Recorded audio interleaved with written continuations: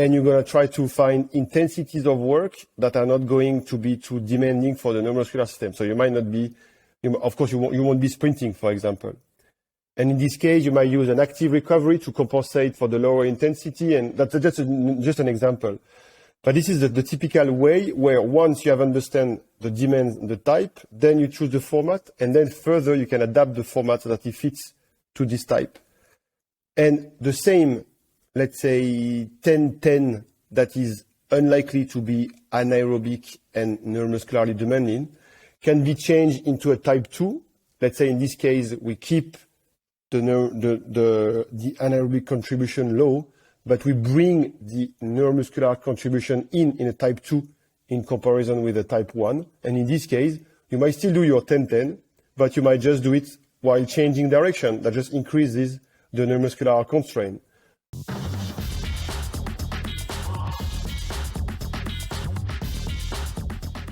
Okay, well, welcome back, everyone. We're here with episode 3. I'm Paul Larson. This is Martin Bichette, and in episode 3, this is going to we're going to wrap up the Coles Notes version of HIIT Science ultimately, and we're going to talk about a bit about HIIT weapons and a bit about HIIT types. And just to really briefly review, episode 1, got to go check it out. It's all about context before content.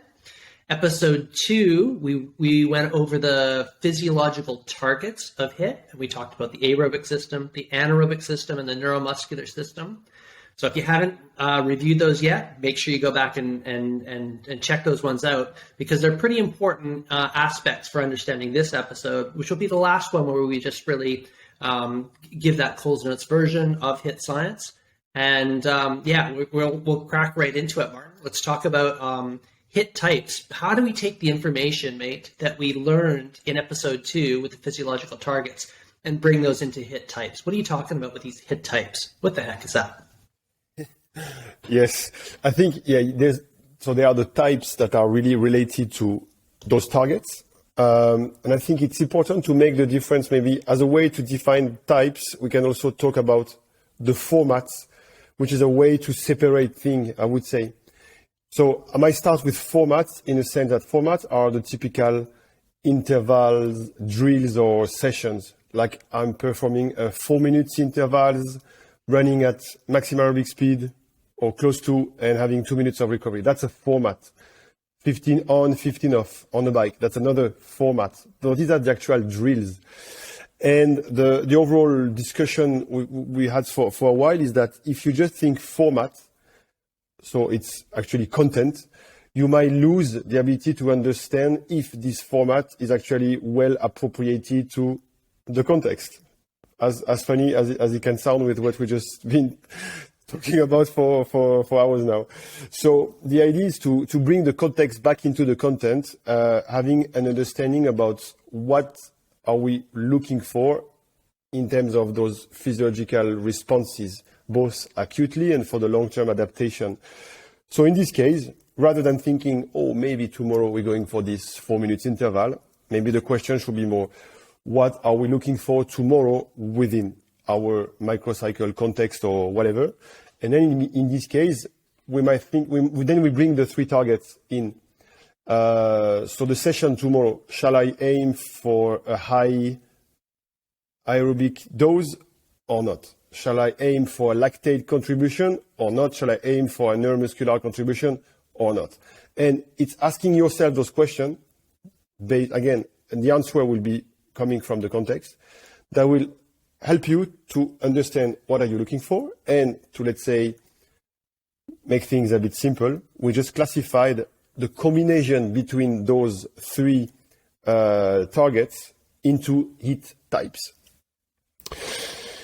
As simple as it can be, or if it's not that simple, I'm sure we're going to be able to share as well online this the figure that we already showed on the previous episode about starting with the context and the different contextual factors that may help us to understand and to make a decision on what are the targets that we are looking for today.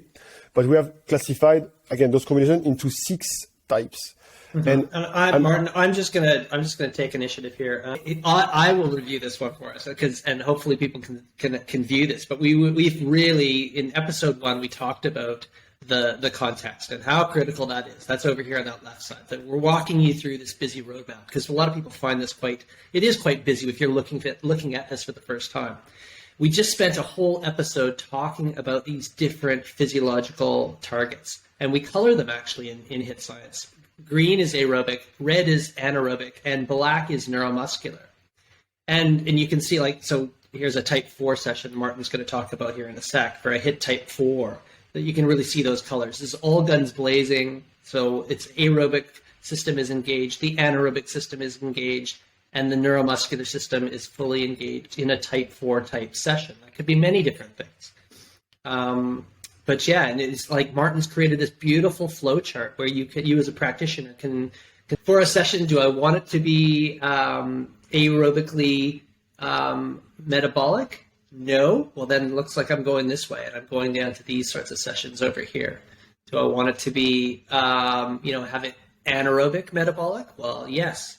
And you basically move it through. So, Martin, take it away here because I'm dying here. But basically, yeah, there's many different, basically a flow chart of the type that will then move over to the formats. Yes, and I think again it's back on the combination that are the most appropriated for the given day, and there's definitely some context or some occasions where you will definitely would like to use as we call it, the autonomic bombs, and you want your athletes into this type 4, which is a combination of the three, and the three are high. In this context, it's probably something that you may use if you want to have a hard session. Again, team sport will be when you compensate for a game that the player has not played. You want him to compensate and to trigger all those mechanisms, for example. But the same player who's now just starting to get back on getting some metabolic pills after an injury, you probably don't want to use a format that is going to trigger his neuromuscular system because you don't want to overload him. So in this case, you would avoid the type 2, for example. You would avoid the type 4 and the type 5, which include a strong neuromuscular load. Yeah, and absolutely, and you can actually, and again, according to the roadmap here, well, you can actually, just to help yourself out, you can actually then go look to the format that's going to be your option, and you can see here if you wanted to avoid the anaerobic system and the neuromuscular system and just have it aerobically engaged. Looks like we should go here with Martin's classic short intervals, or a type of short interval that doesn't engage those. Yeah, and in this case, yeah, so the formats come definitely after. So selection is what are we looking for? The HIIT types, that is based on the targets and the combination of the targets. It's like a yes or no on those targets. And then there are certain formats that can only, let's say, if you look at sprint interval training, you're repeating 30 seconds all out. This format, because it's all out, it's going to be highly neuromuscularly taxing, and you just can't do anything against that. It's going to be anaerobic, and it's going to be neuromuscular demanding. So this is the typical example of a type 5, and it can only be used for a type 5. Sprint interval training can only get you a type 5. But if you look at short intervals, as I said, that's my favorite tool, of course, because it's the most versatile format, because there's so much you can control and modify within short intervals. You can play around. I think we have another slide around that. I think we have found almost 12 variables that you can actually act on to modify the acute responses during a short interval.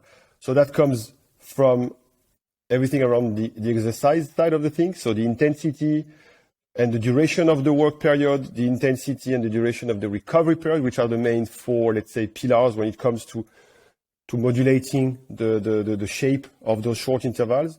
But then you can, of course, also act on the number of repetition, the number of series. If you break them into one or a couple of series, what you do in between the series, Also the modality of work. I was giving a lot of examples before when you were switching between running, cycling, and other things, or running uphill, downhill, these kind of things. So there's lots of things that can be manipulated with short intervals. And so back to the different types that we were commenting, because there's so many things that you can modulate using short intervals. You can use short intervals for the main 4 types, from type 1 to type 4.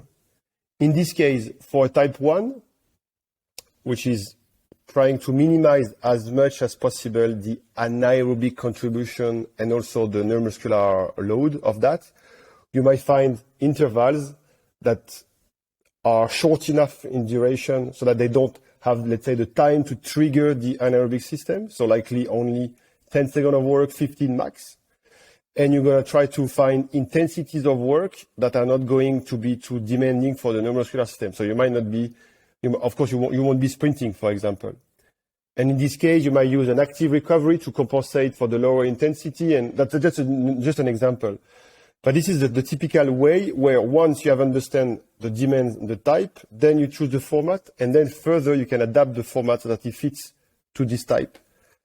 And the same, let's say 10-10, that is unlikely to be anaerobic and neuromuscularly demanding, can be changed into a type 2. Let's say in this case, we keep the anaerobic contribution low, but we bring the neuromuscular contribution in a type 2 in comparison with a type 1. And in this case, you might still do your 10-10, but you might just do it while changing direction. That just increases the neuromuscular constraint. Or instead of running, you just do the 10-10, but lifting weights during those 10 seconds, So in this case, the neuromuscular constraint goes up directly, but you're keeping the same times for effort and recovery, which is likely to control your metabolisms, for example, and so on.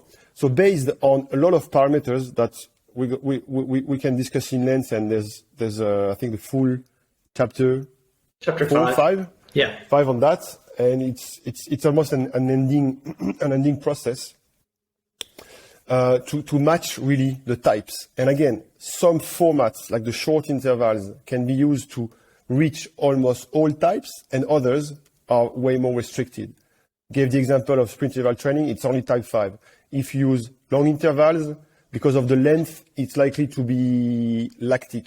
So there will only be used the long intervals for the type 3 and the type 4. And the small study games will likely to be always a little bit neuromuscularly demanding, so more likely type 2 and type 4. Depending on the length of those intervals with small study games, you can still increase this neuromuscular load, so that can sometimes also be, you can also decrease the neuromuscular load, so it can be a type 3. But again, that's the right side of the chart. And again, to get back to my first point, if you were to start directly with the format, you might have a limited ability to really touch the targets that you're after. So it's really, the process have to be done from the left to right rather than as commonly seen from right to left. Yep, and I just want to interrupt there with again back to the example, and we see this so often in the endurance context.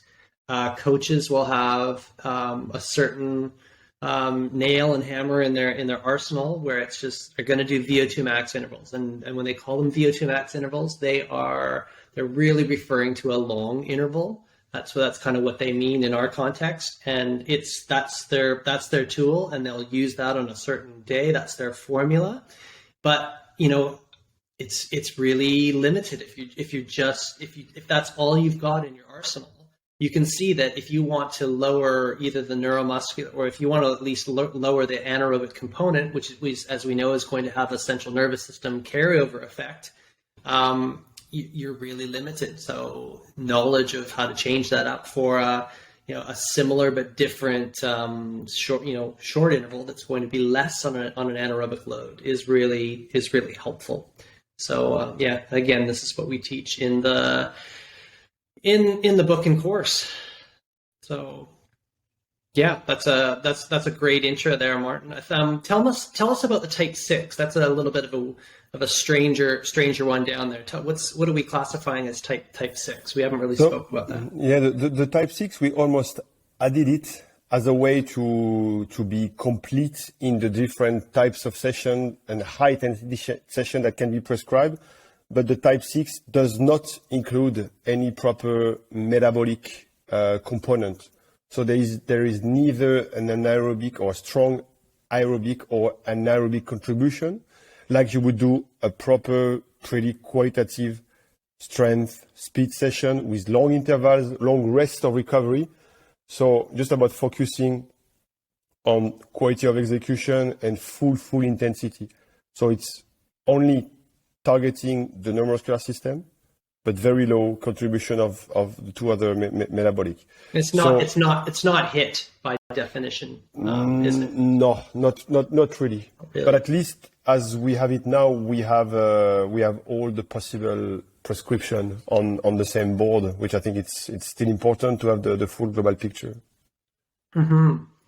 So and we also notice on this figure here, we've got different looks like weapons. So we've got we've called the formats weapons, haven't we? And that's why did we do that? Weapons, because it just depends how you place yourself as a coach or as an amiral, or depending on how like you're just trying to hit those targets and the target with targets, the weapon. Exactly. Yeah. I think there was back to the reviews. I think that some of that was even one of the battles we had was keeping the reference to the Navy SEALs and the Rambo in the paper, which I think it remained. I think we kept it in there, but the academics didn't want that in the paper as well. But that was the analogy that we really wanted. We thought it was gold, and they didn't. So yeah, it's like you've got your targets. You use a weapon to hit those targets, but you want to be a little bit.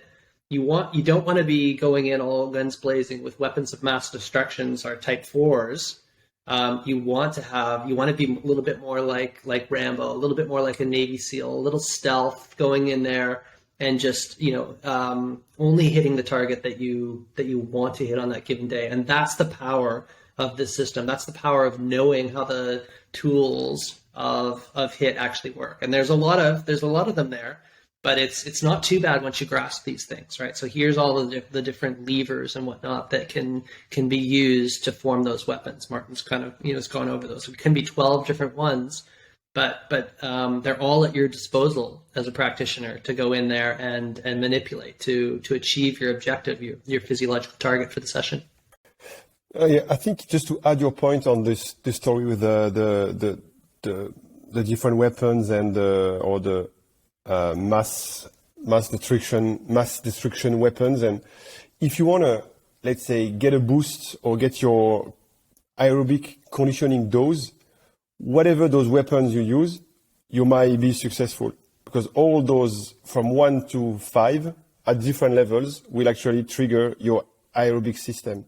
So if you only see HIIT as a way for an anaerobic and an aerobic oxidative conditioning, you can use all your weapons, all your formats, you'll be fine.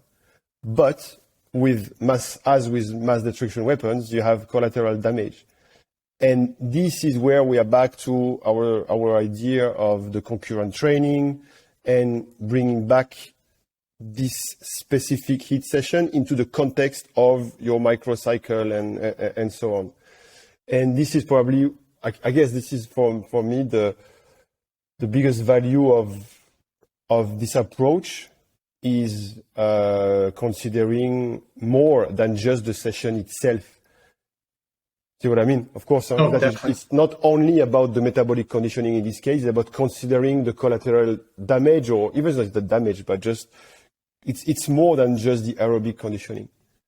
Yeah, and what I've been reflecting on is that that classic paper by Ross, Tucker, and Malcolm Collins in British Journal of Sports Medicine, and basically they give this they give this overview and why this stuff is kind of important as we get more and more specialized and more intelligence kind of comes into programming to try to prepare our athletes.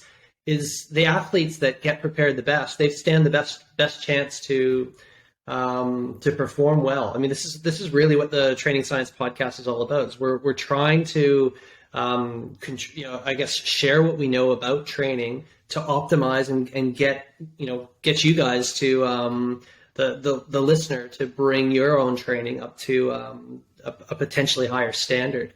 So and knowing all these little tricks allows you to do that. I'll put the figure in there, but basically it's a figure where it's showing that you can have a given athlete on a day that has more genetic potential, but they're not prepared as well, and they could in fact be beaten out by someone that is prepared better, but with less genetic potential. And it's really where we stand as practitioners, coaches. We stand the ability to really be impactful in our profession, with our jobs. We can be the difference if we do this right. So this is a tool to help you do that right, I believe. Yep. And maybe I can give you another idea of where having this tool can be very helpful, especially if you work, for example, in a multidisciplinary team, in a team sport again. Could be a couple of conditioning coaches, some physios involved in the work with the athletes. I think, again, as the role as whatever, it's a performance manager or just someone that is overseeing the conditioning aspect at some stage for even more for individual players. Especially if we are talking about the planning and the microcycle level. Again, we're back to, for this given day, for this given player in this given context, it's likely a type 2 that is required. That's something that probably everyone can agree on, whether it be the physio, the conditioning coach, or whoever. Because again, this relates to the dynamic of this puzzle at the microcycle. Okay, it's a type 2 today. But once the decision has been made, the actual practitioner that is going to deliver the session, then that's his decision then to turn every 30 or 10 meters, to do 10 or 15 seconds of work, or like the second level of fine tuning the weapon. Does not really matter. Does he integrate the ball or not?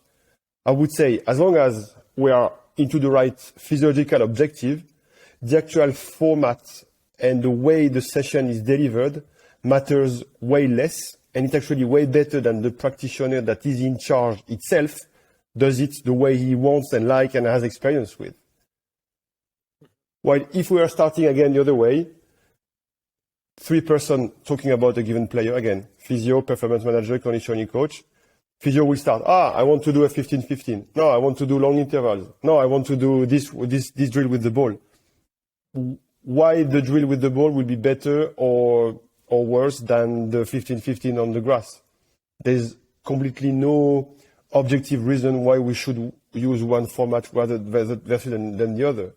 However, it's easier to get together and decide on a type, which is related to the objective.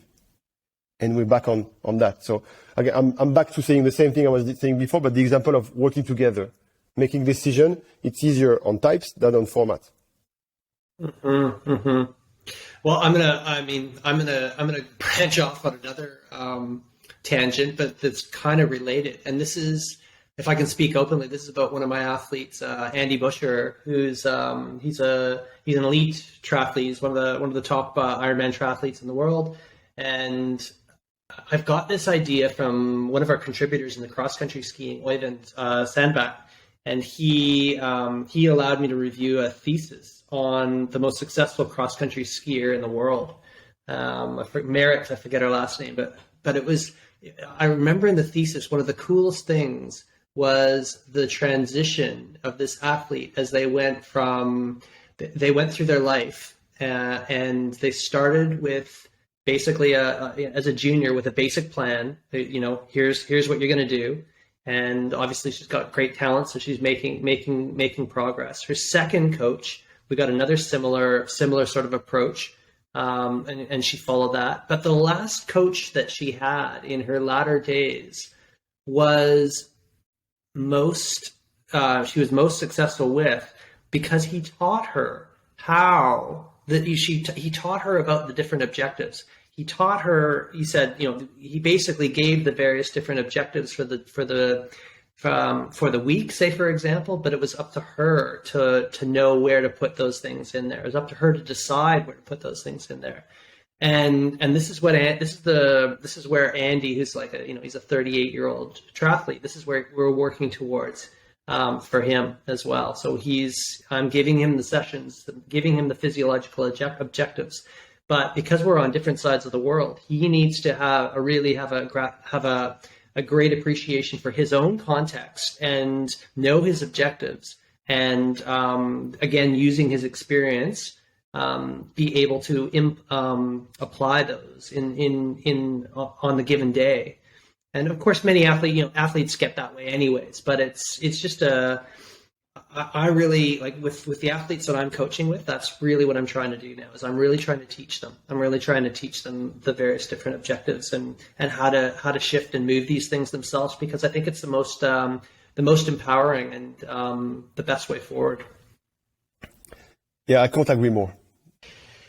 Okay, buddy. Well, I think it's been short and sweet, this one, but we've talked, these are the key things that we've generally talked about here in this podcast, and our overarching philosophy and everything that's really within HIIT Science. And that's first and foremost that, as we always say, context drives the content. The second point is that you need to determine those physiological objectives or your targets. Martin's done a great job of explaining how we use those physiological targets to form our HIIT types. And then last but not least, you can choose your weapon and adjust your variables accordingly. So the weapons, remember, are the formats. So the formats should match. They should match the physiological HIIT types. So, anything further to add on that, Martin? Exactly, and it's really, as you said, the overarching philosophy. And even though, we've been giving also lectures and about the topic, and it always seems a little bit complex at the start because we're kind of bringing new terminology. There's something that was not here before HIIT Science. No one was talking about those types. So there's, of course, a little bit of exercise, but the feedback we have now from people having used this model, and it's great. Sometimes I visit, I consult clubs and I could hear people talking, okay, we are all on type 1 and type 2 this week, So you could see that once you've digested the terminology, for sure that brings more, that just improves the flow and the functioning and the programming. Yeah, absolutely. So I think we're going to leave it there.